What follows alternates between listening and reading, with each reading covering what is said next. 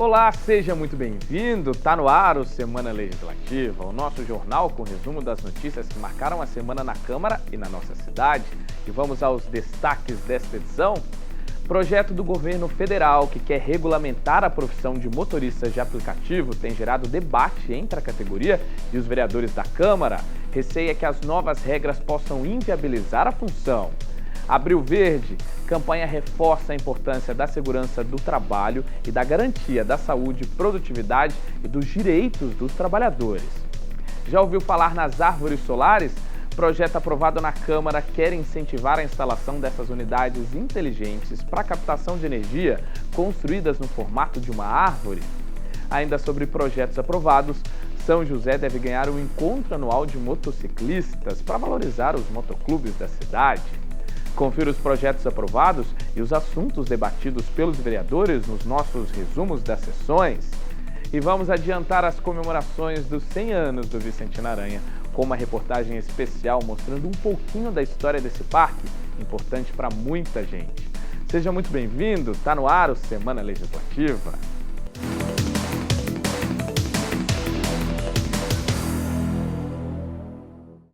E agora a gente confere o resumo da última sessão realizada na quinta-feira.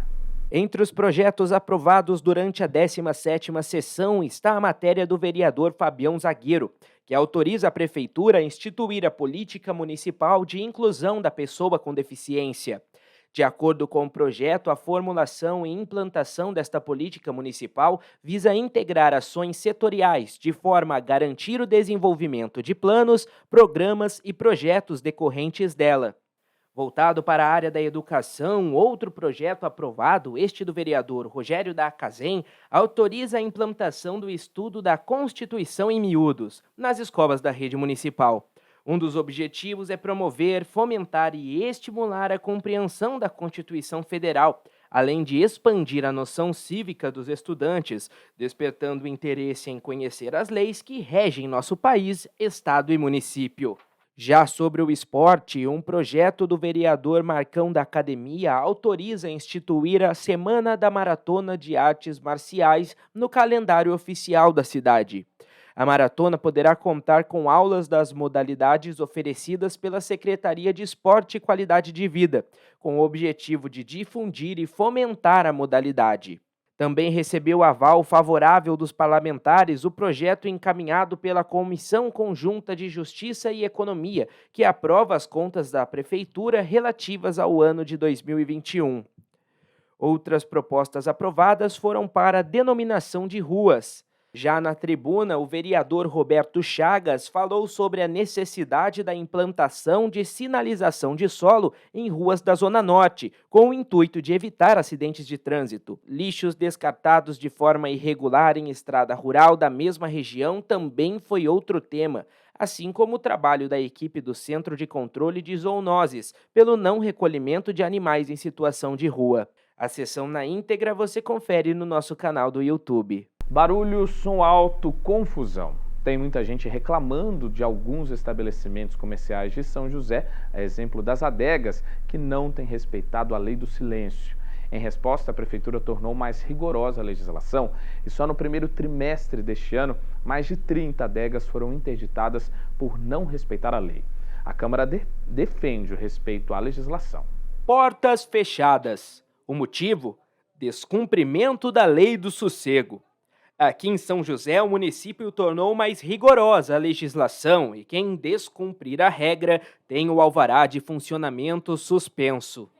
Relacionado ao sossego ou combate à perturbação do sossego, o que essa lei diz? Que algumas atividades comerciais no município, como no ramo de adegas, por exemplo, há um horário de funcionamento limite, e essa lei também estabelece que qualquer atividade, seja um bar, uma adega, um restaurante, uma casa noturna, mesmo que eles estejam licenciados para funcionar, eles não podem causar incomodidades na vizinhança, como a perturbação do sossego, aglomeração de pessoas na via, favorecer problemas ao entorno ali da comunidade em razão do funcionamento deles.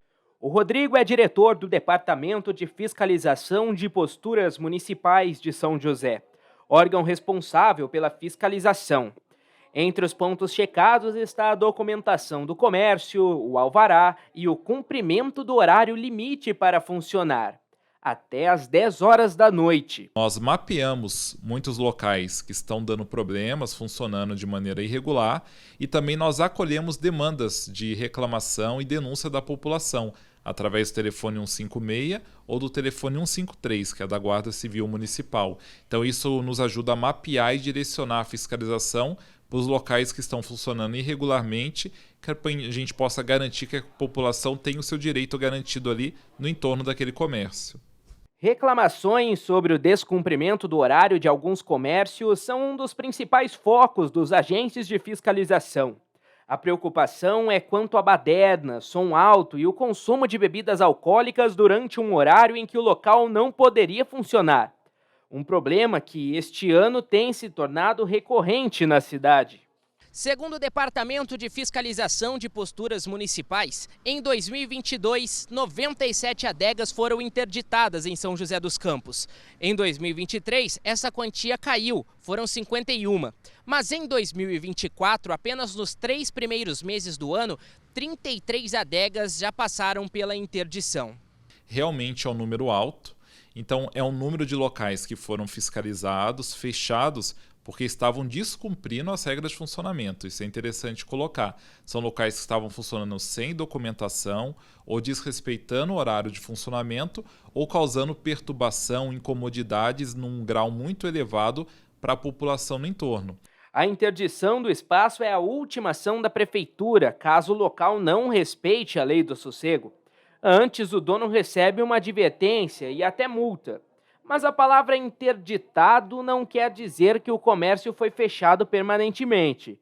Se o proprietário regularizar a situação, pode reabrir o comércio, mas respeitando a lei do silêncio. Até que ele providencie a documentação necessária, ou até que ele demonstre para o poder público que ele está disposto a funcionar dentro das regras, sem causar problemas, incomodidades, perturbação, aí sim ele pode voltar a funcionar se ele atender essas exigências. Então não é uma interdição definitiva, mas o empreendedor tem que mostrar que ele voltou a cumprir as regras para que ele volte a funcionar. Esse é o objetivo da prefeitura. Assim fica bom para ele, fica bom para a população e fica bom ao mesmo tempo para o poder público. Em alguns casos, a ação da prefeitura pode contar com a ajuda de outras forças, como a Polícia Militar, a Civil ou a Guarda Municipal.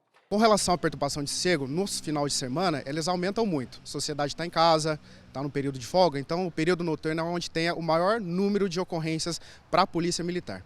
Então, tem o final de semana, também as adegas são abertas, né, até tem a lei municipal que fala que elas podem continuar até às 10 horas, mas algumas desrespeitam a essa atividade e acabam excedendo esse horário e causando um tipo de transtorno, principalmente para o morador que mora perto desse tipo de comércio. Ainda segundo a polícia, a lei do sossego não é exclusiva aos comércios. Casas e moradores que estejam gerando incômodo com um barulho fora do horário também podem ser notificados. Nós temos duas perturbações de sossego diferentes, né? A primeira é o seu vizinho ou o morador de lado que está fazendo uma festa no final de semana. A viatura vai até o local. Inicialmente, a gente faz uma orientação para o morador ou parar o barulho ou diminuir para que não perturbe o seu vizinho. Nós tem com relação também ao comércio. Lá também, inicialmente, vai ser feita uma abordagem, a gente vai conversar com o proprietário, vai notificar, nós temos competência para isso, junto à prefeitura, para uma inicial notificação. Não resolveu o problema, nós partimos para uma questão de multa. Além do próprio 190, quem notar situações que vão contra a lei do sossego pode realizar uma denúncia pelo 156 ou para a Guarda Civil por meio do 153. A Câmara reforça que a garantia da lei do silêncio é fundamental para o conforto e boa convivência dos cidadãos, e os parlamentares incentivam sempre o cumprimento da lei. Nada contra o comerciante. O comerciante precisa ganhar o seu dinheiro, ele precisa gerar os seus empregos, mas ele não pode trazer um transtorno para a sociedade. Ele tem que trabalhar dentro de uma organização que ele não venha trazer prejuízo para as pessoas. Então, nós não queremos que nenhum comerciante feche comércio. Nós só estamos pedindo que o comerciante colabore com o entorno dele e ele possa ali trabalhar sossegadamente. E São José dos Campos recebeu a primeira caminhada de conscientização sobre o autismo do Vale e Litoral Norte. Aberto ao público, o evento busca criar um canal de diálogo com a comunidade para aproximar toda a população dos desafios de quem tem o transtorno do espectro autista. O evento contou com a presença de vereadores que defendem a importância de políticas públicas de acessibilidade e inclusão. Pula-pula, brinquedos infláveis, casa do bombeiro, dança e, principalmente, muita alegria. Ingredientes que marcaram um domingo de sol da primeira caminhada para autistas do Vale do Paraíba. O evento recebeu famílias e voluntários dedicados à causa, com somente um objetivo: contribuir para mais inclusão e respeito. A gente quer levar o máximo de informação para a sociedade para estar incluindo essas pessoas dentro de todos os ambientes. E é algo que a gente precisa, fundamentalmente, trazer isso como informação. E podemos dizer que o evento foi realmente de outro planeta.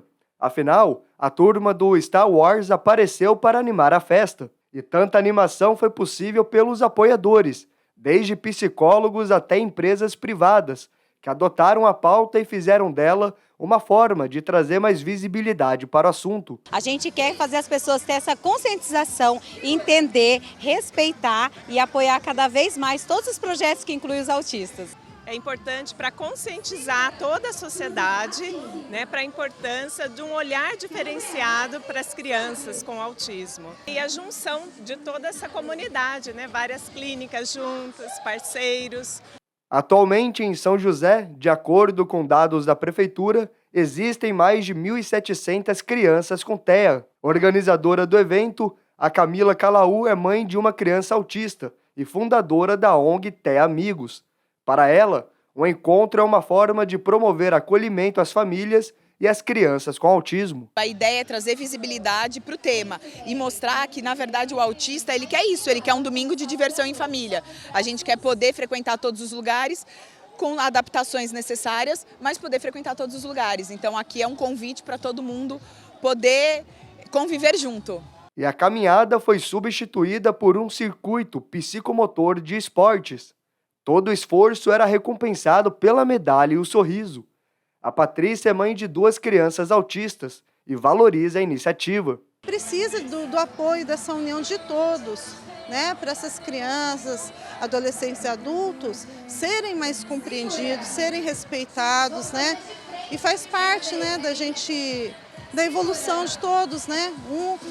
Surgindo a necessidade, a gente ter a empatia e sempre tentar ajudar o próximo, né? Eu, como mãe, agradeço demais. Os vereadores Fernando Petit e Dulce Rita, membros da Frente Parlamentar do Autismo, marcaram presença no evento. Para os parlamentares, o encontro contribui para ampliar o debate sobre autismo e, o principal, aprimorar as políticas públicas. Criou a união dessas mães, a união dos familiares em busca dos direitos, em busca de oportunidades. E nós estamos vendo aí o sucesso desse encontro. Um evento desse vem mostrar ainda mais a importância para pessoas que não sabem, que não conhecem. É um momento de conhecer um pouco da realidade, é um momento de também fazer parte dessa inclusão.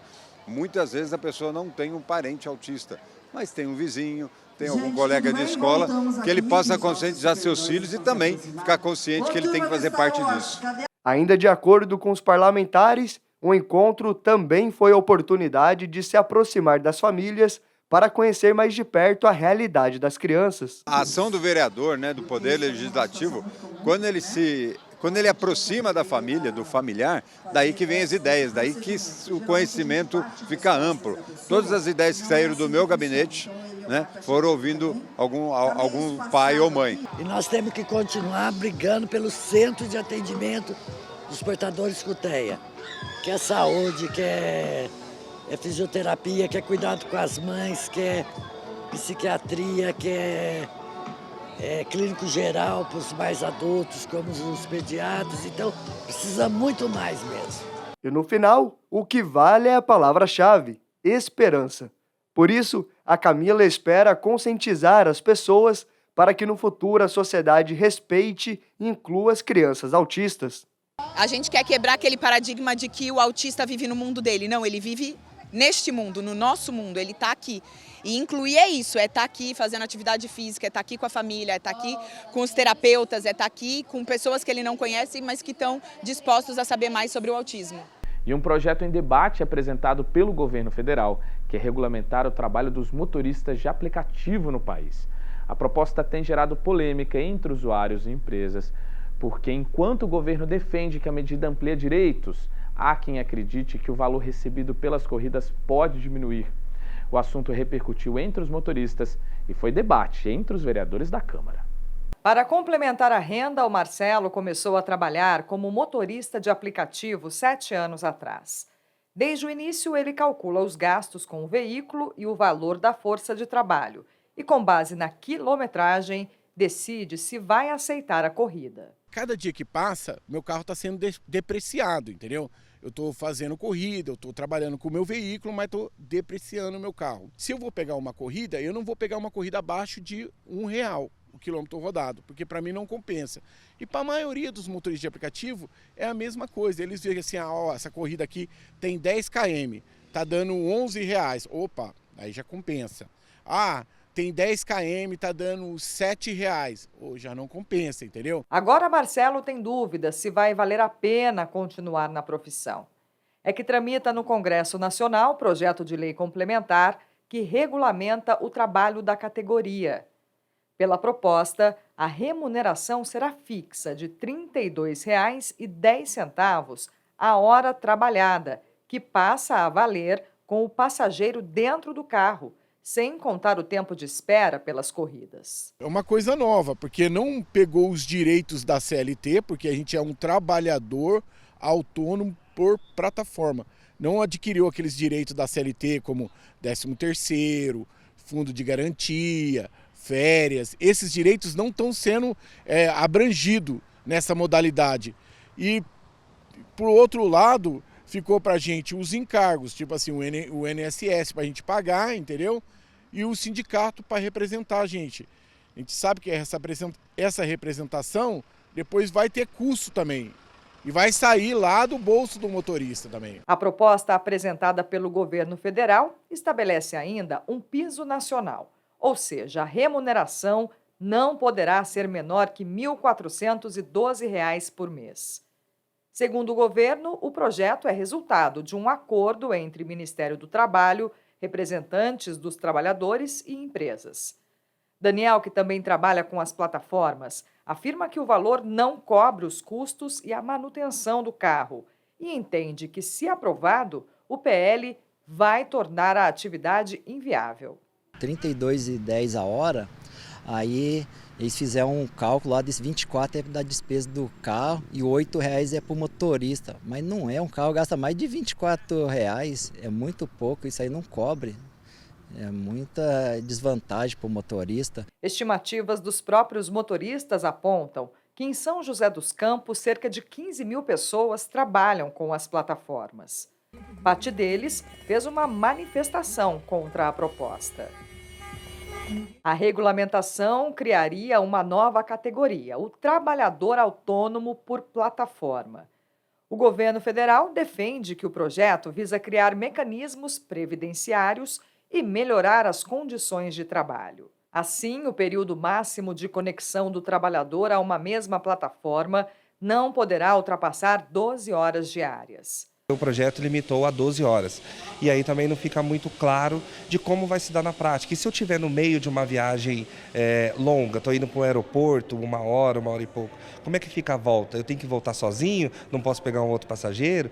Então essas questões acabam se distanciando da realidade. O advogado destaca que alguns pontos do projeto são positivos. É o caso da contribuição obrigatória ao INSS de 7,5%. Isso traz para ele uma segurança imediata. Se ele sofrer um acidente, tiver uma doença ou até mesmo uma gestante precisar se afastar em uma licença maternidade, com a sua contribuição para o INSS ele está resguardado.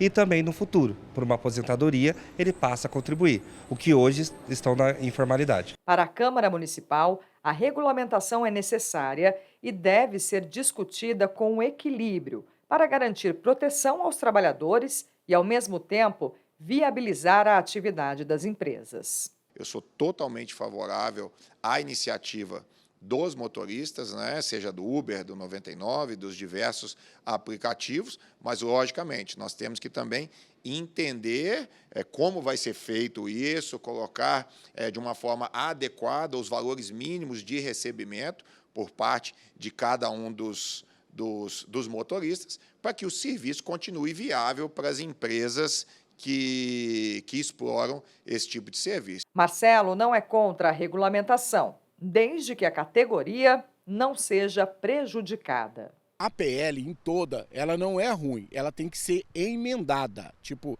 os deputados que estão lá votando, lá, eles têm que aproveitar e emendar a PL. Emendar no valor da hora, colocar também dispositivo em hora parada, entendeu? O cara, eu estou esperando uma corrida, se não toca, entendeu? Colocar isenção de impostos, regulamentar a categoria é excelente, porque a gente não tem nada para representar a gente no momento, não tem uma associação, o sindicato seria legal, só que o sindicato, para representar o motorista, tem que ser assim, eu sou o sindicato, mas se eu quiser ser sócio, beleza, se eu não quiser associar, de boa, entendeu? E agora a gente vai para um intervalo e a seguir você acompanha o resumo da sessão realizada na terça-feira. Ainda vamos te mostrar detalhes da campanha Abril Verde, focada na segurança do trabalho, e te contar como funciona uma árvore solar. O projeto aprovado quer implantar unidades aqui em São José. Tudo isso no próximo bloco.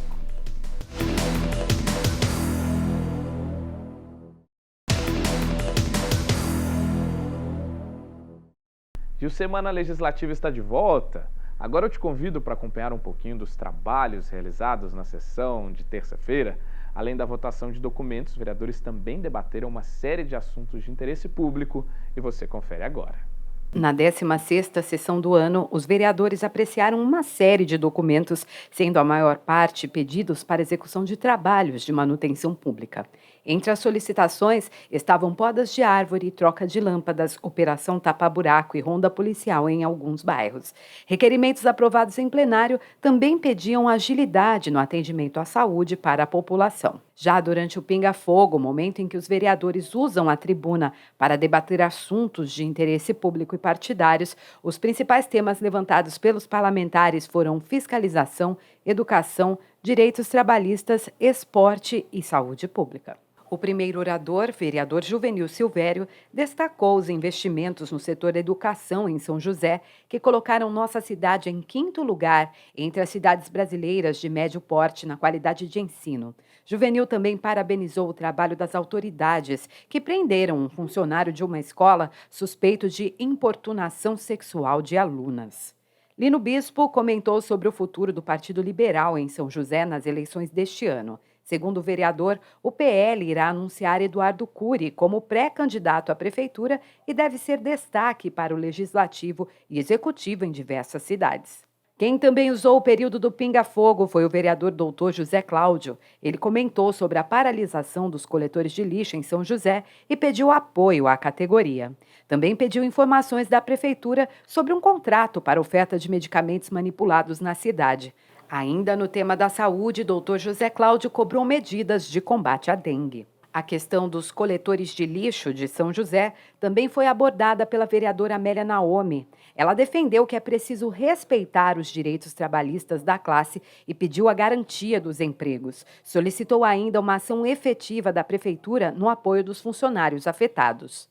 E o transporte público foi o assunto debatido pela vereadora Dulce Rita. Em depoimento e fotos, ela apresentou a situação de superlotação e de atrasos de alguns ônibus na cidade. Dulce também solicitou apoio a moradores de rua que estariam acampados no lago do bairro Interlagos. No tema da inclusão, o vereador Fernando Petit abordou a primeira caminhada de conscientização sobre autismo do Vale e do Litoral Norte. Petit parabenizou todos os movimentos em prol da causa e defendeu a necessidade de criar políticas públicas para que a inclusão seja efetiva. Petit também demonstrou apreensão sobre a alta nos casos de dengue em São José e denunciou um imóvel abandonado que poderia servir de foco para o mosquito. O presidente da Câmara, vereador Roberto do Eleven, também usou a tribuna. Ele fez alertas sobre imóveis fechados no município que poderiam estar acumulando lixo e atraindo criadouros de dengue. Segundo o Eleven, a prefeitura irá vistoriar estes locais. Ainda assim, o parlamentar defendeu a importância da educação para mudar essa realidade. A questão da dengue também foi apontada pelo vereador Renato Santiago. Ele pediu mais atenção das autoridades e solicitou serviços como fumacê e outras ações. Renato ainda comentou sobre um decreto do governo do estado que autoriza a presença de atendente pessoal para alunos com deficiência nas escolas. O ponto de alerta apresentado pelo vereador é que a contratação do profissional seria de responsabilidade dos pais e não do estado. Para Renato, famílias sem condições financeiras não poderiam arcar com o profissional. Já o vereador Roberto Chagas fez críticas à saúde de São José. Em um vídeo, ele mostrou a fila de espera por atendimentos na UPA do Alto da Ponte e também reclamações da população. Outro assunto levantado pelo parlamentar foi a manifestação dos coletores de lixo pela garantia de direitos e condições de trabalho. Quem ainda criticou a situação da saúde na cidade foi a vereadora Juliana Fraga. Ela destacou o Dia Mundial da Saúde e elencou pontos que necessitam de atenção do poder público em São José, como fila de espera, dificuldade para marcação de consultas e exames e acesso a remédios. Sobre acesso a remédios, Juliana apresentou um vídeo de um morador que teve um pedido de medicamento negado. E os destaques no esporte foram enaltecidos na fala do vereador Marcão da Academia durante o Pinga Fogo. Ele fez homenagens a vários atletas da cidade que alcançaram pódios e medalhas em diversas categorias. Marcão também anunciou a inauguração de um campo de rugby na cidade. Rogério da Acazem, outro parlamentar que fez uso da palavra, exibiu um vídeo apresentando o trabalho realizado pela Casa de Amparo Social Emanuel, com o projeto Bombeiros Mirins. A Acazem ainda anunciou que este ano os inscritos no programa ganharão um curso preparatório para escolas militares. A sessão na íntegra você confere no nosso canal no YouTube. E o mês de abril da Voz é uma campanha muito importante, a campanha Abril Verde. O objetivo é conscientizar empregados e gestores sobre a segurança no ambiente de trabalho. Prevenir acidentes e doenças ocupacionais é fundamental para a qualidade e também o serviço e manter ainda um clima saudável entre os funcionários. E a Câmara também tem seguido as ações para manter a segurança dos servidores. Aqui os avisos estão por toda parte. Nem são recomendações, são ordens. Utilize os equipamentos de proteção individual. No caso dessa empresa, óculos de proteção, abafadores de som e botas com bico de aço. O objetivo é evitar acidentes no ambiente de trabalho. O trabalhador, a partir do momento que ele se acidenta, ele já tem garantia a uma estabilidade. Então ele não pode ser demitido, não pode ser desligado dessa empresa. A partir desse acidente, quando ocorre esse acidente, ele tem o direito de trabalhar numa área compatível, né? Provavelmente não consiga trabalhar mais naquela área, executar os mesmos trabalhos que ele executava. Então é uma série de atitudes que o empregador deve tomar para evitar assim, um acidente, porque a consequência dele, por mais que o trabalhador ganhe a indenização, né, mas que ele receba dinheiro, não paga a dor que ele vai ter pro resto do dia dele, não paga nem de longe a dor que ele vai sentir pro resto da vida dele. É obrigação do empregador oferecer um ambiente seguro para o funcionário trabalhar. Além dos equipamentos de proteção individuais e coletivos, o ideal são travas de segurança, placas de conscientização e orientações de como operar uma máquina corretamente, por exemplo. Mas nos casos de acidentes, a empresa também deve oferecer suporte ao trabalhador a partir de indenização, garantia do tratamento e estabilidade. A partir do momento que ele se acidenta, até ele se recuperar, ele vai ficar afastado pela empresa, dar esse afastamento, o INSS pelo auxílio acidente, né, e depois ele pode buscar um novo benefício previdenciário, onde pela perda da capacidade, vai ser avaliada a perda da capacidade dele. Então, se eu tinha 100% da minha capacidade e hoje eu não tenho mais, então eu mereço uma indenização por dano material, dano moral. Para trazer o olhar do público para esses cuidados, foi criado em 2003 o movimento Abril Verde. O mês foi escolhido porque no dia 28 de abril é celebrado o Dia Nacional em memória às vítimas de acidentes de trabalho. A data é marcada por diversas ações de conscientização. E para que os acidentes não aconteçam, ou ao menos sejam casos raros, Empresas em que o trabalho oferece um risco médio ou alto e tenham a partir de 20 funcionários devem ter um Conselho Interno de Prevenção a Acidentes, a chamada CIPA. Fica responsável por informar, fazer palestras, indicando para esse trabalhador, demonstrando para ele como tem que ser feita toda essa questão de segurança, falando sobre EPIs. A Câmara também tem uma CIPA. O Romildo já foi presidente e hoje é um dos membros. Ele está sempre atento aos detalhes, aquele em que muitas vezes outras pessoas acabam não percebendo, mas que podem gerar acidentes. No caso dele, já são 26 anos trabalhando na Câmara e, pelo conhecimento de décadas, está sempre orientando os prestadores de serviço. Temos que ficar atento a isso, para evitar acidentes. A CIPA sempre foi para evitar acidentes. E aceitamos demandas de todos os setores, qualquer funcionário, todos os funcionários que vê alguma coisa importante que possa fazer mal à saúde de todos, passa para a gente que a gente vai procurar resolver esse problema, evitar. Árvore solar, já ouviu esse termo? Se não, em breve vai saber do que eu estou falando. Isso porque um projeto aprovado na Câmara quer autorizar a instalação de árvores solares aqui em São José. Elas são uma ferramenta tecnológica para a geração de energia limpa e outras funções. O conceito é bem técnico, né? Mas na reportagem você vai entender melhor como essa proposta funciona. Já imaginou a possibilidade de uma árvore gerar energia elétrica? Mas calma, não estou falando da natureza, e sim de tecnologia. A Câmara Municipal aprovou um projeto de lei do vereador Milton Vieira para instalar na cidade as árvores solares. Elas recebem esse nome por serem semelhantes a uma planta natural, com troncos e folhas, mas ao invés de oferecerem sombra, possuem painéis fotovoltaicos na parte de cima da sua estrutura, para captar a energia do sol e produzir energia elétrica. Todo incentivo que é feito pensando na substituição daquilo que polui, daquilo que denigre a natureza por energia sustentável, é o caminho, né? E a árvore solar vai incentivar a utilização de equipamentos motorizados como patinetes, que você vai poder carregar, você já não precisa mais colocar combustível. É uma cultura que está sendo criada em torno da energia solar, que é fantástico e vai agregar muito nas futuras gerações. Atualmente, as árvores solares estão espalhadas por todo o país. Somente na capital do estado, em São Paulo, mais de 40 estruturas já foram implantadas. Como aponta a justificativa da matéria, o objetivo das árvores solares é oferecer nos locais utilizados pela população, como praças e parques, a opção do carregamento de smartphones, notebooks e até mesmo bicicletas e patinetes elétricos. Muito bacana, hein? São José é conhecido como a cidade tecnológica, né? E São José, eu creio que sai na frente com isso. Então, uma cidade tecnológica, onde você disponibiliza isso para a população, para os visitantes, para os transeuntes de São José. Uma energia limpa, renovável, barata e acessível a todo mundo.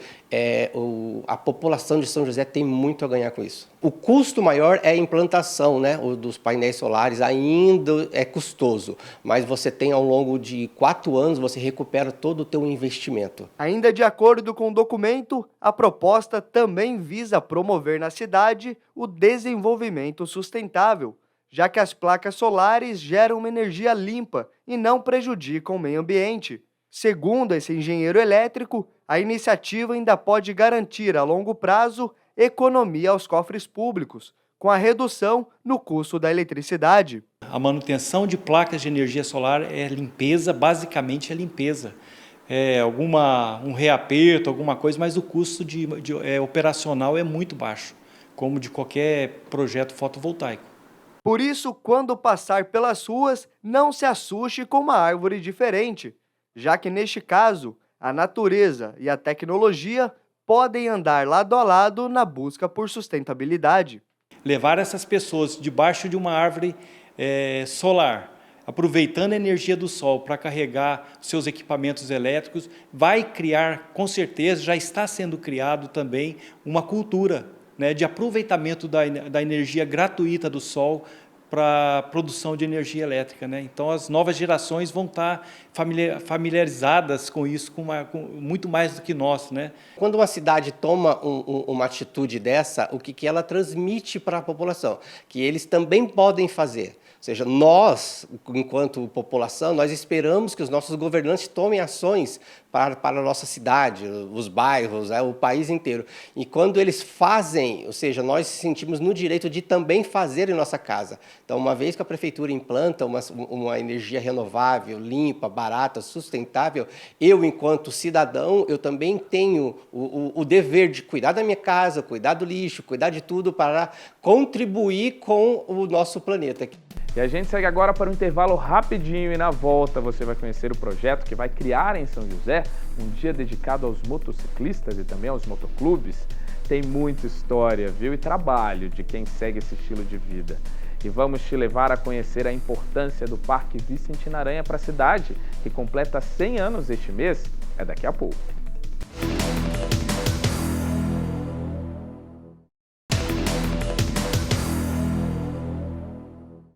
E voltamos com Semana Legislativa, falando agora das eleições. Já terminou o prazo para filiação partidária e para a chamada janela partidária, quando um vereador é autorizado a trocar de partido.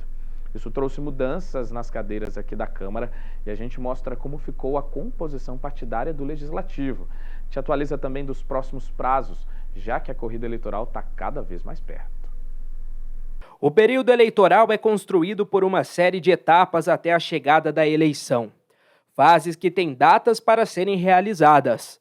Recentemente, se encerrou o prazo para a chamada janela partidária, intervalo para que um vereador em mandato possa trocar de partido sem prejuízo ao cargo. A legislação eleitoral prevê um período de 7 meses antes da votação para que os candidatos possam, na verdade, os candidatos que estão eleitos no seu último ano de mandato e que desejam se concorrer a novas vagas eleitorais, que eles possam migrar de partido dentro de um período sem perder a vaga a que eles estão exercendo. Então, a gente tem que lembrar que, como a vaga pertence ao partido, a regra é: eu não posso sair do partido enquanto eu estiver eleito. Se eu sair do partido, eu perco a vaga e o meu suplente me sucede. Em São José, 7 parlamentares mudaram de partido. Antes da troca, a composição partidária da Câmara era formada por 4 vereadores do PSDB e do PSD, 2 do PL, do PT, do MDB e do União Brasil, além de um representante dos partidos Republicanos, Cidadania, Solidariedade, PRD e Novo. Agora o PSD tem 6 cadeiras, o PL e União Brasil têm 3, o PSDB e o PRD 2, MDB, Republicanos e PP têm 1 parlamentar cada. O PT não teve alterações e Novo, Cidadania e Solidariedade não possuem mais representantes. A janela partidária autoriza a troca de partido sem uma justificativa contundente. Porém, existem outros casos em que um político pode fazer a troca. A gente tem que lembrar que se, por exemplo, tiver algum problema no partido, se eu sofrer alguma discriminação, se tiver alguma circunstância em que houve uma fusão partidária e eu não esteja coadunando com aquelas ideias, eu posso sair, ainda que não seja na janela eleitoral. Mas a janela eleitoral é o grande período em que a lei prevê a possibilidade dessa migração de partidos sem que haja perda do seu cargo, sem que haja perda da cadeira. Além do prazo da janela partidária, quem for concorrer às eleições ainda tem outras datas limites que merecem atenção. A próxima é o período de convenção partidária, que vai de 20 de julho a 5 de agosto. Depois, as agremiações têm até 15 de agosto para registrar os candidatos. Já no dia 16 de agosto está autorizada a propaganda eleitoral. A partir do momento que o candidato definiu qual partido ele vai disputar as eleições, ele então aí faz a aguarda ou faz aquela campanha interna entre os seus filiados para que ele possa ser lançado candidato. E aí é feito as convenções partidárias, que vai do dia 20 de julho até o dia 5 de agosto do ano da eleição. Aí é no período ali que eles vão então definir quais serão os candidatos que serão lançados para disputar as eleições. E aí a partir do dia 5 de agosto eles têm o prazo até o dia 15 de agosto para que eles registrem os candidatos perante a Justiça Eleitoral que irão disputar as eleições municipais de 2024. Assim como os candidatos, os eleitores também têm um prazo máximo para regularizar a situação. A Justiça Eleitoral determina que todas as pessoas que irão votar estejam com o título de eleitor regularizado até 150 dias antes da data da eleição. No caso de 2024, o limite acaba no dia 8 de maio. O eleitor deve procurar a Justiça Eleitoral até esse prazo. A Justiça ela atende através da internet por meio de um pré-atendimento no site da Justiça Eleitoral, que é o www.tre-sp.jus.br, e ali então ele vai preencher um formulário, anexar o seu documento de identidade, comprovante de residência, e aí esses documentos chegarão para nós, a gente fará o primeiro atendimento, ou ele se dirige diretamente às unidades eleitorais, aos cartórios eleitorais, com os mesmos documentos. Documento de identidade, comprovante de residência, e a gente vai prestar esse atendimento e vai regularizar a situação do eleitor para que ele possa estar apto a votar nas eleições de 2024. A ausência de votos nas últimas 3 eleições é um dos motivos do cancelamento do título de eleitor. Em casos que o cidadão quiser trocar o local de voto ou até mesmo o jovem que precisa emitir o título, tudo deve ser resolvido até a mesma data. Eu converso com os amantes das duas rodas. Um projeto de lei aprovado e também apresentado pelo vereador Zé Luiz criou em São José um dia dedicado aos motociclistas. A data foi incluída no calendário de eventos da cidade como forma de valorizar a categoria e reconhecer trabalhos sociais realizados por diversos motoclubes.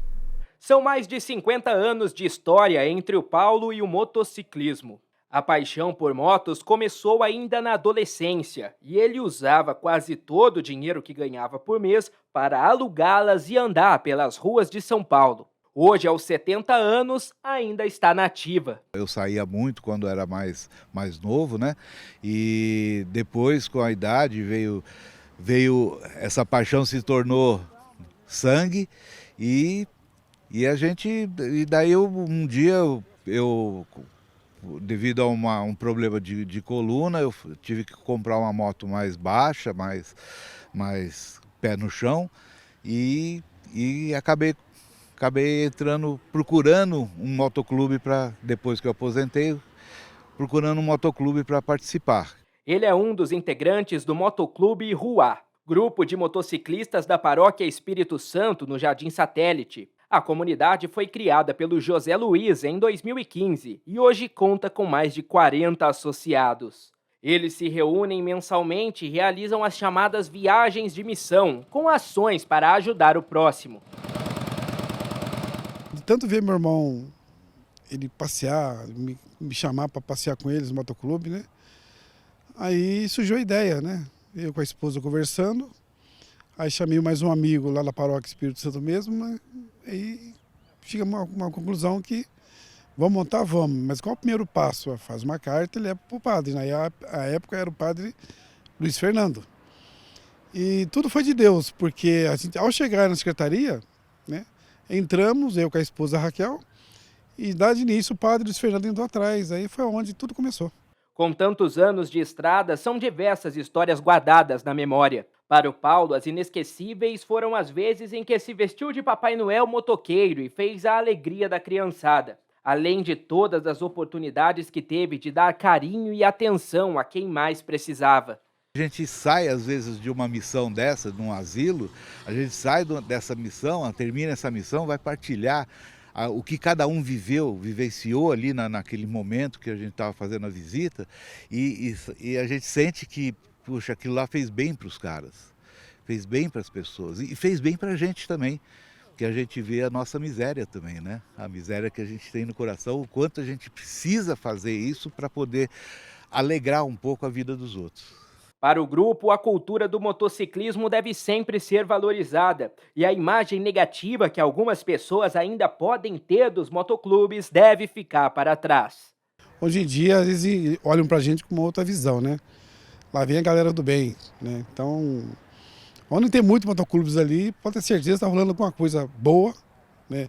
Muito bate-papo. Então, assim, essa lenda, né, de motociclista de preto maldosos acabou, graças a Deus. E uma lei aprovada na Câmara institui no calendário de festas da cidade o Encontro Nacional do Motociclismo. A primeira edição deve ser realizada em julho, mês em que é comemorado o Dia do Motociclista. E a galera do Grupo Ruá já está contando as horas para acelerar. A matéria foi apresentada pelo vereador Zé Luiz. Na paróquia Espírito Santo que eu atuo, nós temos vários grupos que nos ajudam no dia a dia, principalmente no trabalho social.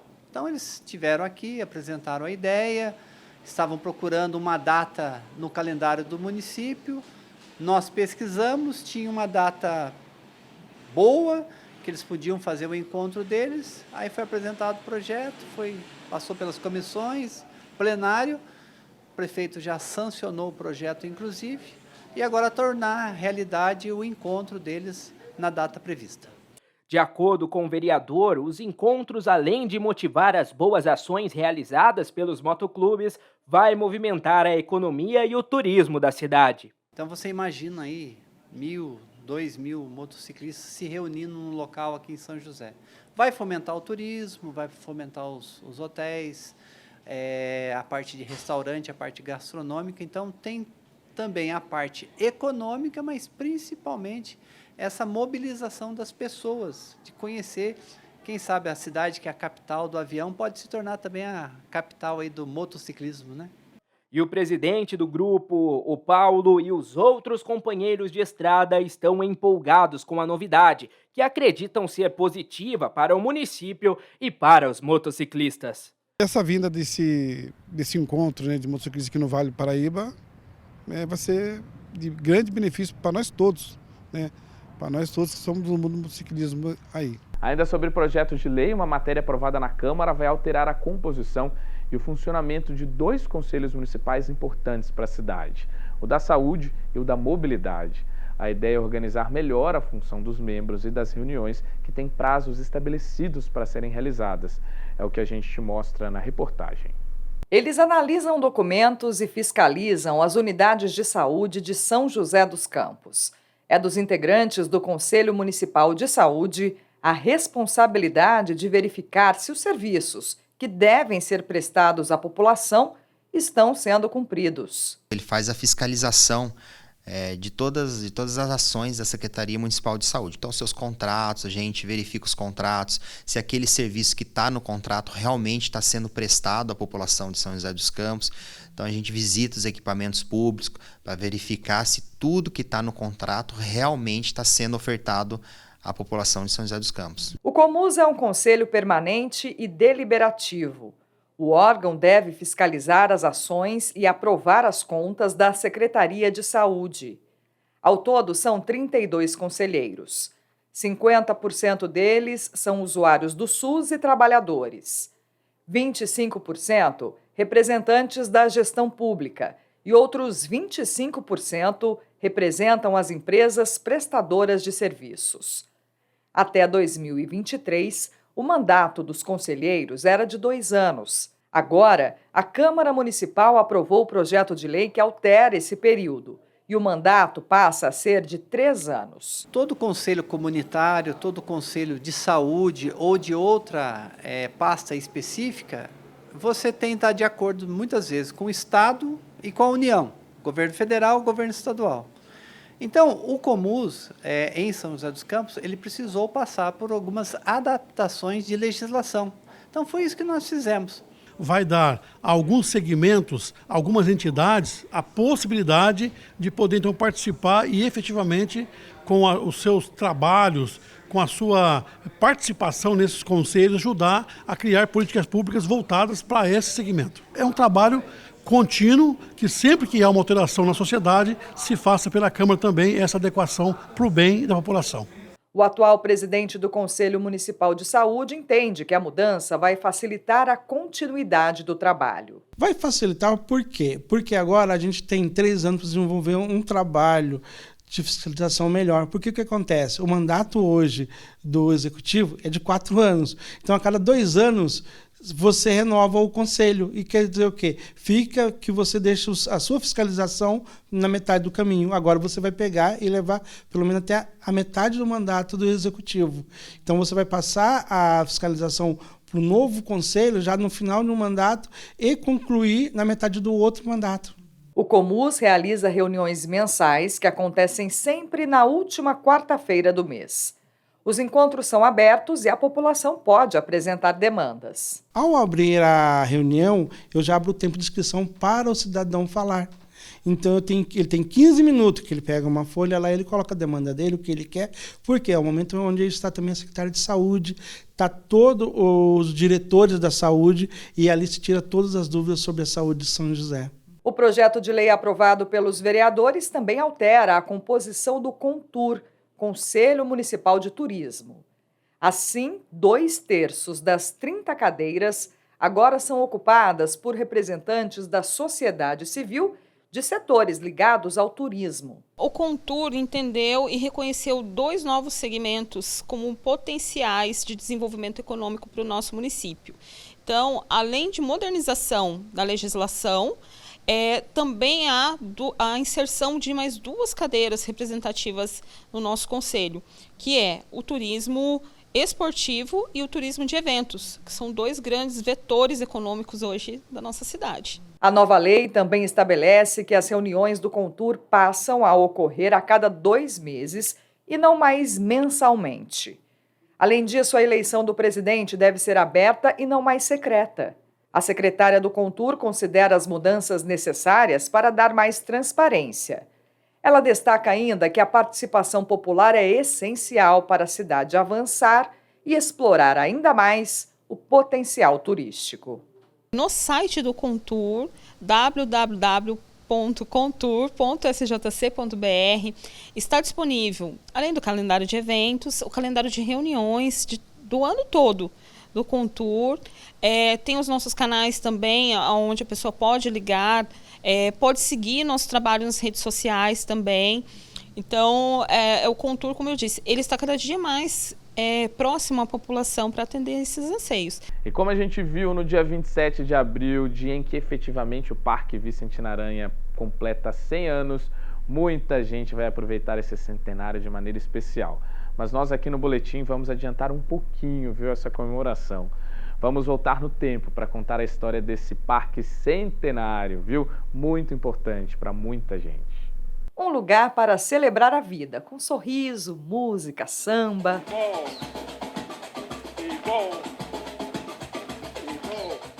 Espaço que para muita gente é sinônimo de alegria. É um lugar de alegria, de lazer, é um lugar para relaxar, onde a gente pode vir com a família, caminhar, fazer um piquenique, trazer as crianças para brincar ali no playground.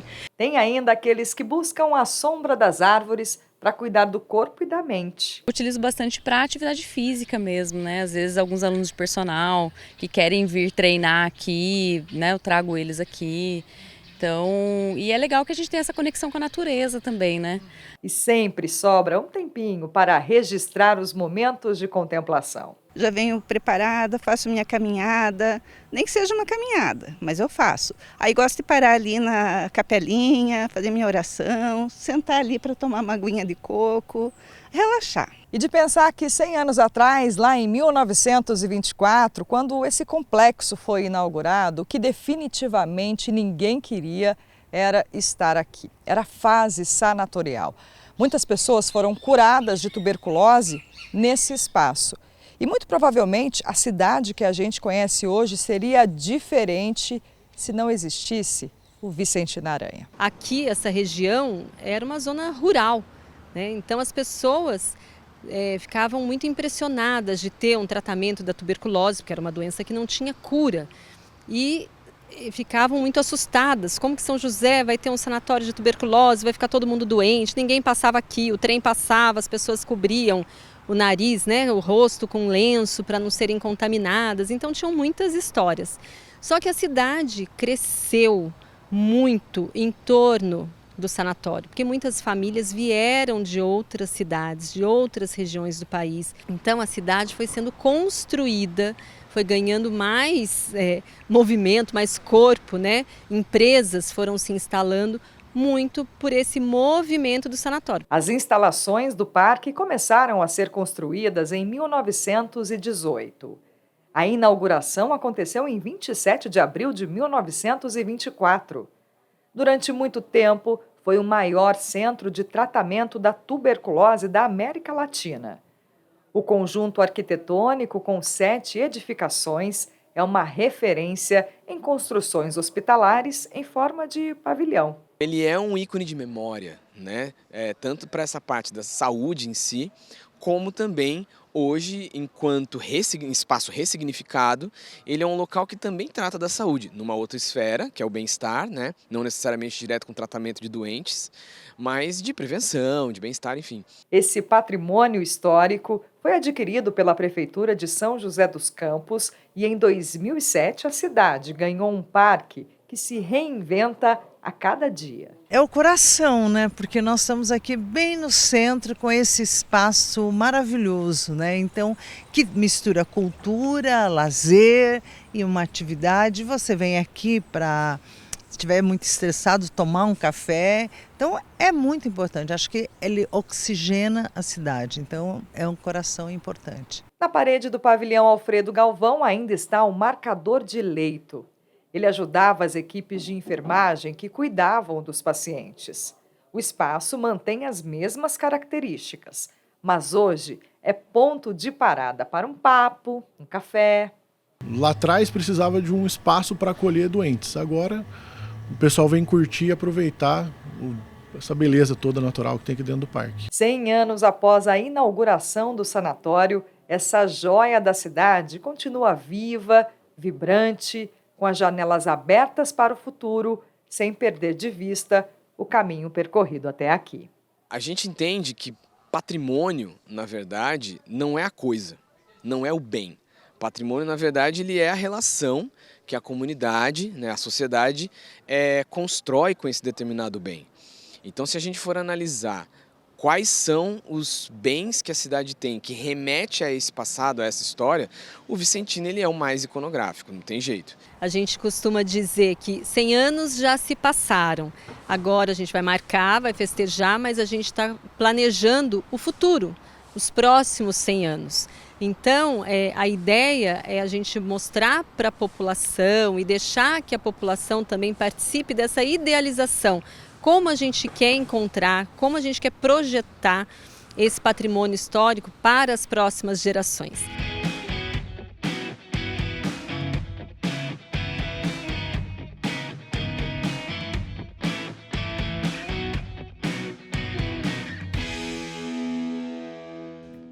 E o Semana Legislativa fica por aqui, mas continue ligado na nossa programação.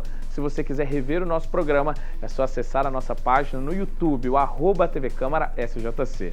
Lembrando que a gente também está no Instagram e no Facebook, então segue a gente, se inscreva nos nossos canais, repetindo, @TV Câmara SJC.